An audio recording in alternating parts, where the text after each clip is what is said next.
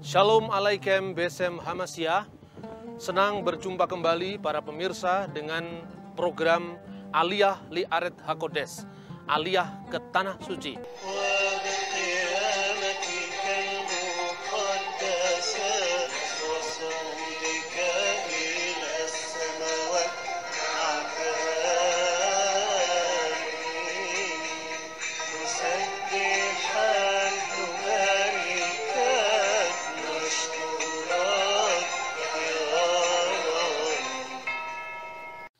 Al-Masihum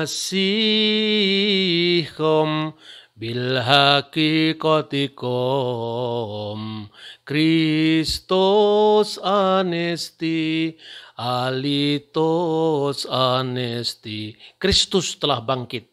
Ya, sungguh dia telah bangkit. Hari ini seluruh umat Kristen Ortodok dan gereja-gereja Katolik Ritus Timur merayakan Paskah, yaitu kebangkitan Kristus dari antara orang mati setelah menjalani Saumul Kabir, yaitu puasa besar. Kalau di gereja Ortodok Koptik selama 55 hari, pada hari ini di seluruh dunia umat Kristen Timur merayakan kebangkitan Yesus Kristus dari antara orang mati.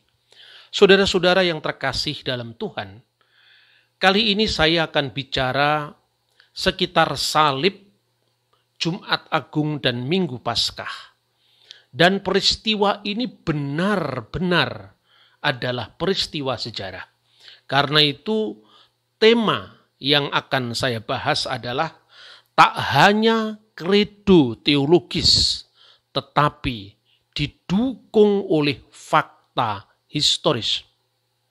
Sebagaimana kita tahu bahwa di dalam konon al-iman atau pengakuan iman kita, setiap kali ibadah kita membaca mengenai penderitaan, penyaliban, dan kebangkitan Kristus, serta kenaikannya ke surga. Wa suliba an ala ahdil Pilatus puntiu wa ta'alama wa kubira wa khoma fi yaumis salis alama fil kutub wa so'ida ila samai wa jalasa an yaminil ab, yang disalibkan pada masa pemerintahan Pontius Pilatus, menderita, wafat, dan dikuburkan, dan bangkit pada hari ketiga dari antara orang mati, naik ke surga, dan duduk di sebelah kanan Sang Bapa. Pengakuan iman ini bukan sekedar kredo yang diulang-ulang, keyakinan teologis atau tafsiran atas kitab suci secara subjektif, tetapi adalah fakta sejarah. Tanpa membaca Injil pun, Yesus pasti disalib. Karena itu saya akan coba untuk merangkai peristiwa ini mulai dari penyalibannya hingga Minggu Paskah berdasarkan data-data sejarah di luar Alkitab. Pertama-tama, kesejajaran dengan ungkapan dalam pengakuan iman yang disalibkan pada masa pemerintahan Pontius Pilatus, menderita, wafat, dan dikuburkan. Ini catatan iman sekaligus catatan sejarah. Kita jelas diberitahu kapan Yesus disalibkan, pada masa pemerintahan Pontius Pilatus, dan dia disalibkan sampai mati, bukan hanya pingsan dan kemudian lolos dari kayu salib seperti yang banyak diteorikan oleh beberapa sekte. Apa yang tertulis di dalam pengakuan iman ini sejajar dengan apa yang dicatat oleh sejarawan Flavius Josephus dalam bukunya Sejarah Kuno Bangsa Yahudi, buku ke-18. Dia menulis sekitar tahun 95 Masehi. Dia mengatakan dalam bukunya Ke auton andexei ton proton andron par isim stauro epiteti mikotos Pilato. Pilatus telah menjatuhkan hukuman mati di kayu salib kepadanya atas desakan para pemimpin agama kita. Kemudian Alkitab juga berkata, Akhirnya Pilatus menyerahkan dia untuk disalibkan. Yohanes pasal 19 ayat 16a. Jadi cara matinya disalib. Dia disalib sampai mati. Ada catatan sejarah dari ahli hukum sekaligus senator Romawi yang menulis sekitar tahun 90 Masehi, namanya adalah Cornelius Tacitus. Dia mencatat di dalam bukunya yang ditulis di dalam bahasa Latin, Auctor nominis eius Christus Tibero imperitati per precuratorum Pilatum supplicio adfectus erat. Kristus, dari siapa nama Kristen itu berasal, telah dihukum mati pada masa pemerintahan Kaisar Tiberius di bawah prokurator kita Pontius Pilatus. Sangat jelas cara matinya, kapan dia mati, dan pada pemerintahan siapa. Nama kaisarnya disebut Tiberius, nama wali negerinya yang menguasai Yudea, di mana Yesus masuk dalam wilayah yurisdiksi Pilatus, semuanya disebutkan. Saudara-saudara, Yohanes pasal 19 ayat 16a mencatat, akhirnya Pilatus menyerahkan dia untuk disalibkan. Itu pun sejajar dengan apa yang ditulis oleh Yosefus. Pilatus telah menjatuhkan hukuman mati di kayu salib kepadanya atas desakan pemimpin agama kita, seperti yang tadi kita baca. Tetapi juga ada seorang penulis Yunani yang menulis kira-kira tahun 170 Masehi, namanya Lucianus dari Samosata. Dia menulis dalam bukunya Peregrinus, kaum Kristen itu seperti kamu tahu menyembah seorang pria sampai hari ini, tokoh terkemuka yang memperkenalkan ritus baru yang disalibkan karena alasan itu. Di sini kata yang biasa digunakan untuk penyalipan adalah stauro di dalam kitab suci Perjanjian Baru. Kata Yunani yang artinya stauro yang diterjemahkan di dalam bahasa Latin yaitu cross yang artinya salib. Saudara-saudara, di sini menunjukkan bahwa Lucianus tidak tergantung dengan teks Perjanjian Baru.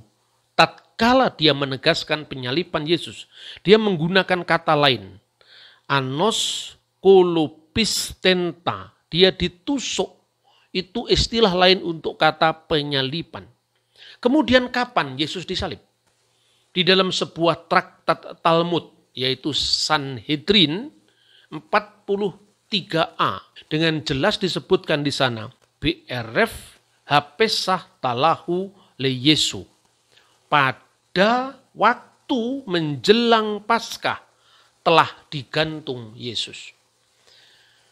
Orang Yahudi tidak mengenal kata salib, karena penyalipan itu adalah cara hukuman menurut hukum Romawi.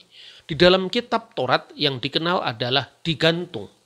Karena itu dalam sejumlah traktat yang lain, Yesus selalu disebut sebagai Yesu hatalui, Yesus yang digantung.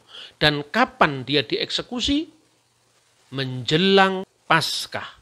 Ini menunjukkan bahwa penyalipan benar-benar adalah fakta historis. Lebih lanjut saudara-saudara, kenapa kekristenan setelah sang guru disalibkan, setelah tokoh sentral dalam kekristenan yaitu Kristus, Yesus itu disalibkan, kekristenan tetap ada sampai hari ini?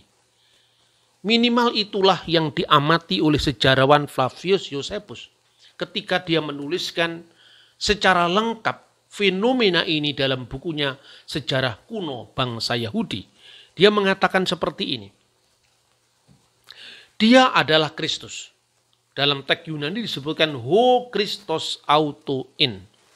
Pilatus telah menjatuhkan hukuman mati di kayu salib kepadanya atas desakan para pemimpin agama kita. Tetapi mereka yang tetap mengasihi dia tetap berbuat demikian. Artinya dia tetap mengasihi Yesus.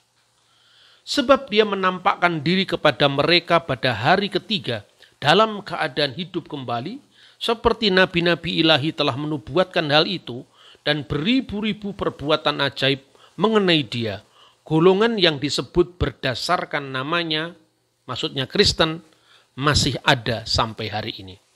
Teks ini merupakan terjemahan dari teks bahasa Yunani. Tetapi ternyata Yosefus juga menulis karya aslinya di dalam bahasa Aramaik. Dan baru-baru ini penelitian tentang naskah asli Aramaik dari karya Yosefus berdasarkan kutipannya dari tulisan seorang Syria yang bernama Mikail El-Suryani. Dia menyajikan The Syriac Testimonium. Dan tidak ada perbedaan antara teks Yunani dengan teks Syriak atau Aramaik kecuali dalam hal penekanan tertentu.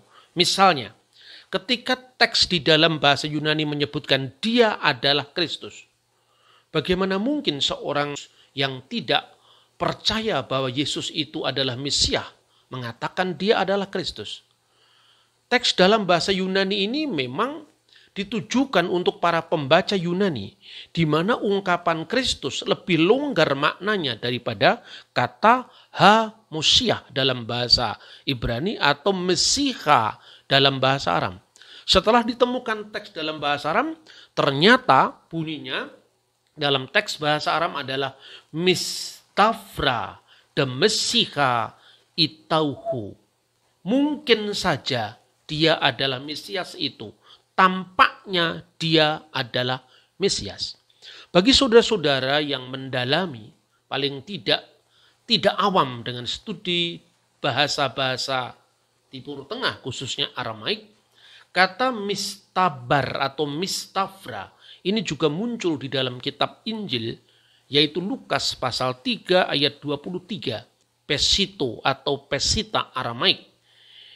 Misalnya di sana disebutkan, Huden Yesua itauhi wa aikbar senin tlatin umis tabar wa bar Yosef bar Heli. Ketika Yesua mulai pekerjaannya, ia berumur kira-kira 30 tahun dan menurut anggapan orang dia anak Yusuf, anak Eli. Jadi kata mistabar atau mistafra persis sama yang dipakai Yosefus ketika dia bicara mistafra de Mesiha itauhu. Mungkin saja dia adalah Mesias.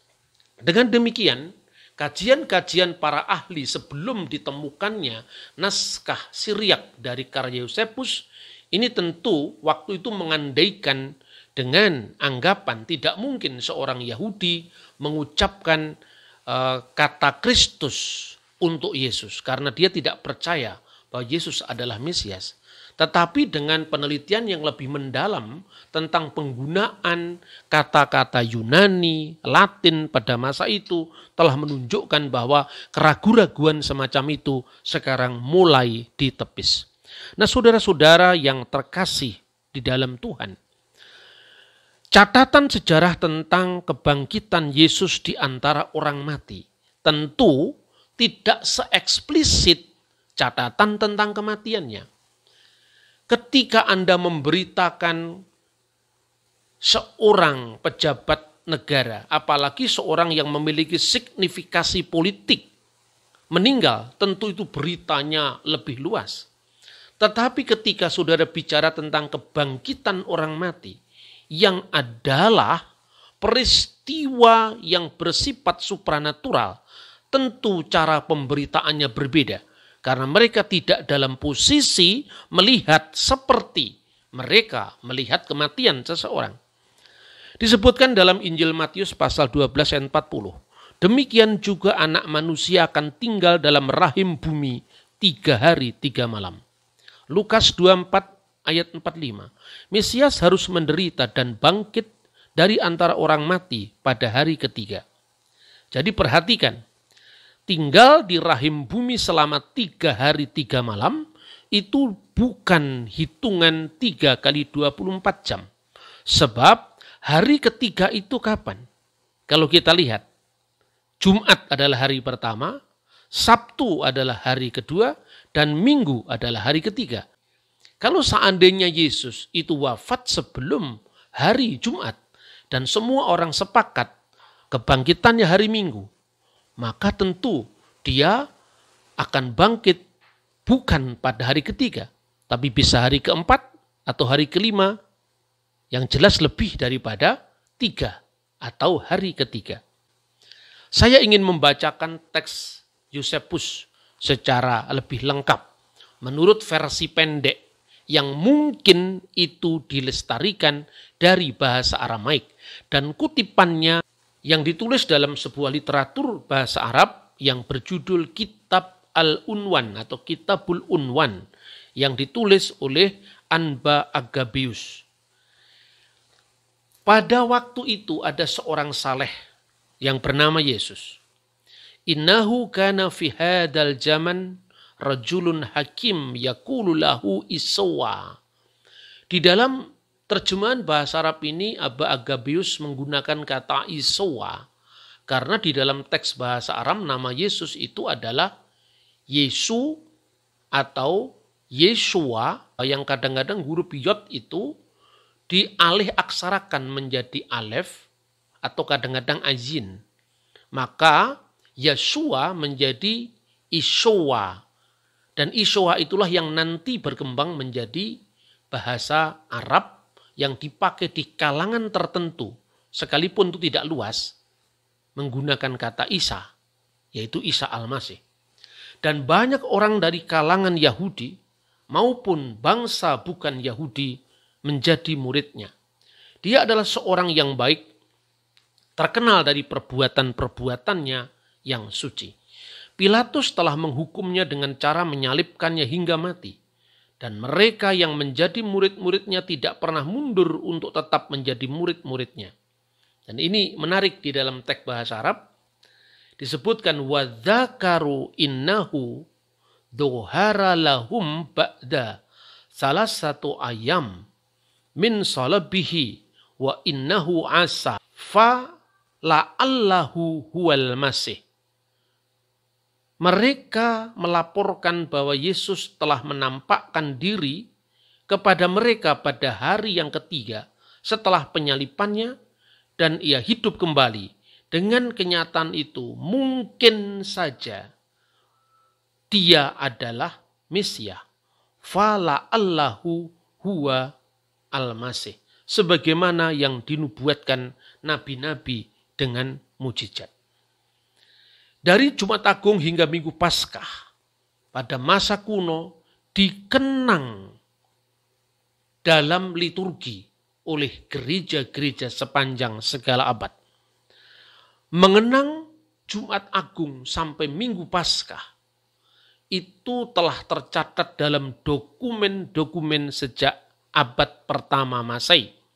Saya ingin menunjukkan sebuah dokumen yang ditulis dalam buku yang berjudul Didache. Dan Didache itu ditulis kira-kira tahun 90 atau 95 Masehi. Kalau Rasul Yohanes wafat di Efesus pada tahun 96, berarti ketika Didache atau buku katekisasi terkuno di dunia ini ditulis, maka Rasul Yohanes masih hidup.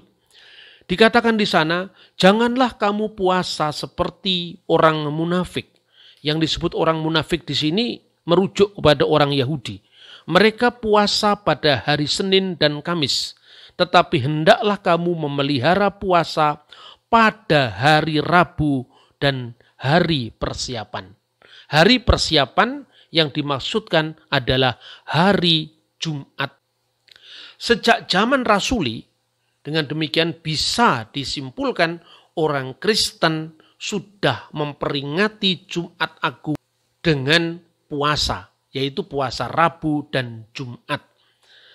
Ini merupakan reaksi atau salah satu reaksi dari sebuah praktek puasa di dalam agama Yahudi seperti yang tercatat di dalam Traktat Sulkan Aruk 492, Senin dan Kamis, dan Senin setelah Paskah dan setelah Sukot, hendaklah kamu berpuasa.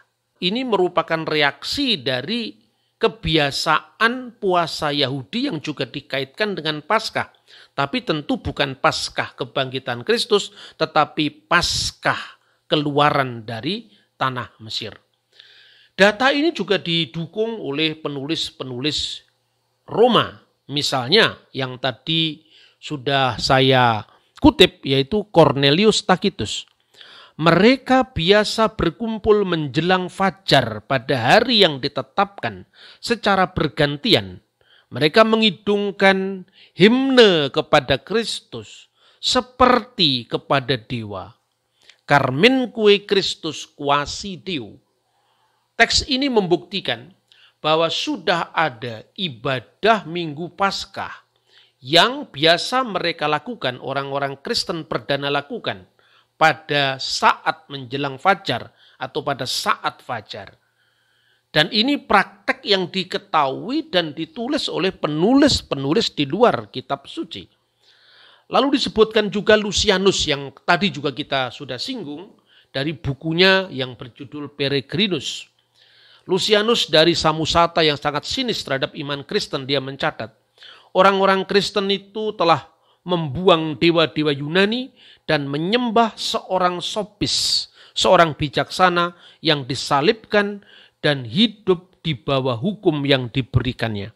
Pada bagian lain dia mengatakan seorang bijaksana yang disalibkan di Palestina, yaitu Yesus. Nah, inilah bukti sejarah di luar Alkitab tentang penyembahan kepada Kristus yang dilakukan menurut hari dan saat tertentu, yaitu saat fajar dan harinya adalah hari Minggu. Ada banyak tulisan-tulisan yang lain yang bisa diikuti, misalnya Plinius Secundus atau Pliny the Younger, Plinius muda. Dia menulis bagaimanapun juga mereka menegaskan bahwa seluruh kekeliruan mereka adalah mereka biasa berkumpul setiap menjelang fajar pada hari yang ditetapkan. Jadi mereka menetapkan hari dan itu tentu adalah Kuriake, hari Tuhan yang adalah hari Minggu. Kapan? Setiap menjelang fajar. Ketika secara bergantian mereka menyanyikan bait-bait himne kepada Kristus quasi Deo, seperti mereka menyembah Tuhan. Saudara-saudara yang terakhir, bagaimana dengan kaum yang bersekongkol untuk menyalibkan Yesus sendiri? Tentu kesalahan ini tidak bisa diulang-ulang dan kemudian kita menuduh semuanya kesalahan Yahudi. Tentu tidak seperti itu.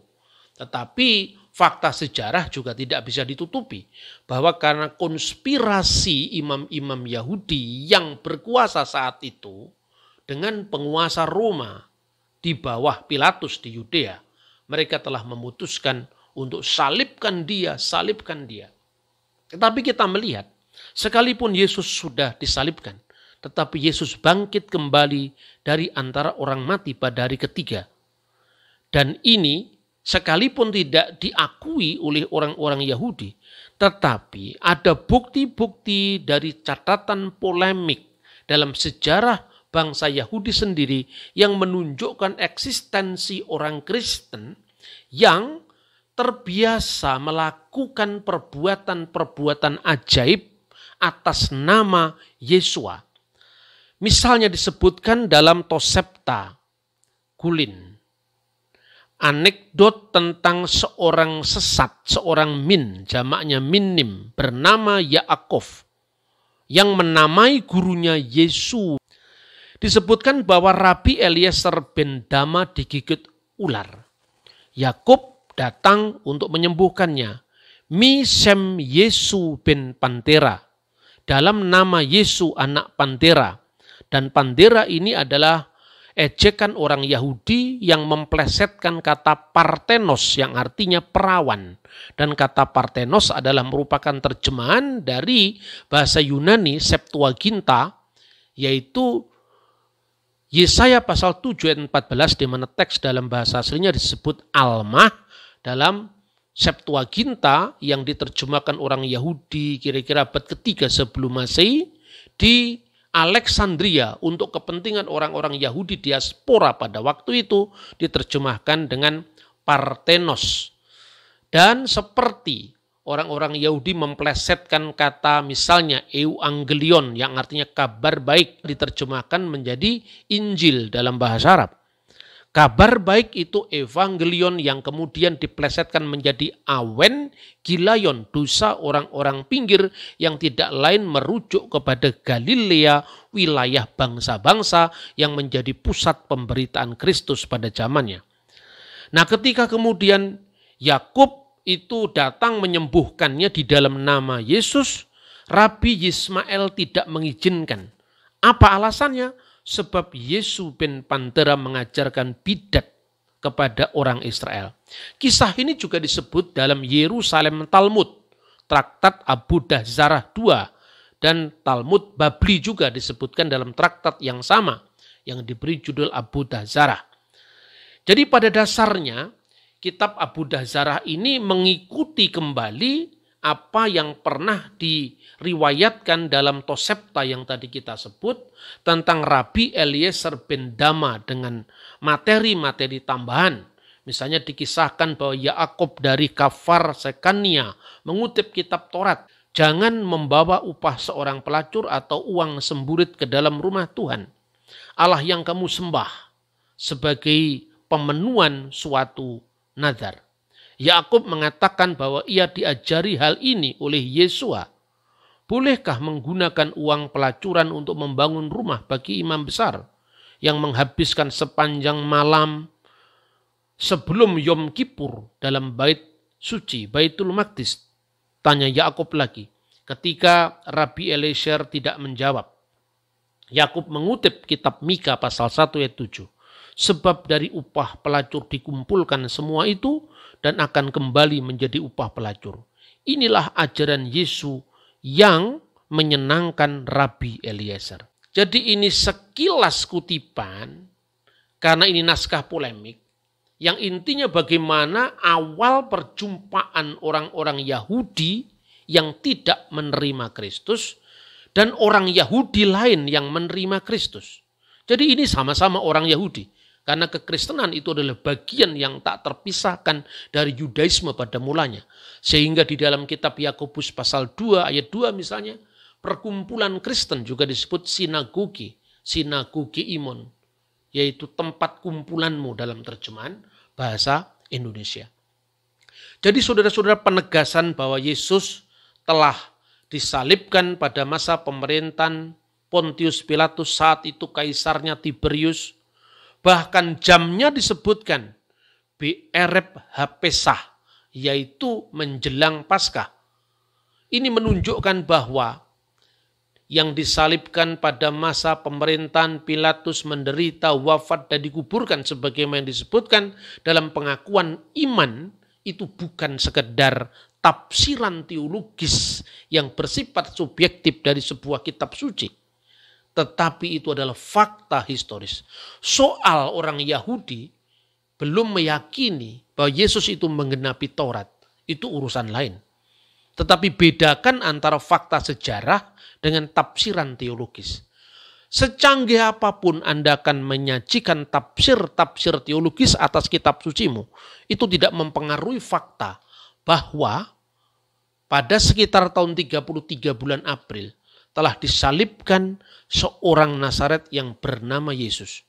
Dan peristiwa ini direfleksikan oleh murid-muridnya sendiri yang terbiasa menyertainya, bahkan menyaksikan fakta kebangkitannya sebagai peristiwa akbar penebusan umat manusia. Dan ini menggantikan Yom Kippur Yahudi atau menggenapi Yom Kippur Yahudi. Intinya bahwa Yudaisme mengenal penebusan karena ada upacara Yom Kippur. Yom itu hari, Kippur itu adalah tebusan. Saudara-saudara boleh tidak percaya kepada Yesus, itu adalah urusan Anda. Tetapi kalau saudara mengharapkan tebusan dari penyembelian domba-domba seperti pada saat upacara Yom Kippur, Kristus justru memberikan dirinya sendiri. Akar kekerasan yang sudah membudaya sejak peradaban umat manusia, itu yang dipotong mata rantai kekerasan itu dengan salib Yesus. Salib Yesus adalah pemberian cinta Tuhan kepada umatnya. Tinggal saudara-saudara mau menerima atau tidak menerima. tetapi berita ini adalah berita untuk segala bangsa, untuk segala kaum, untuk segala bahasa. Selamat memperingati Minggu Paskah. Kristus Anesti, Alitos Anesti.